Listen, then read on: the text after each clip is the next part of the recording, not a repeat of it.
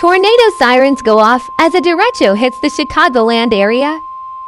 The National Weather Service in Chicago has issued a tornado warning for southeastern Kendall County in northeastern Illinois, Will County in northeastern Illinois, northeastern Grundy County in northeastern Illinois, northeastern Kankakee County in northeastern Illinois, until 11:30 a.m.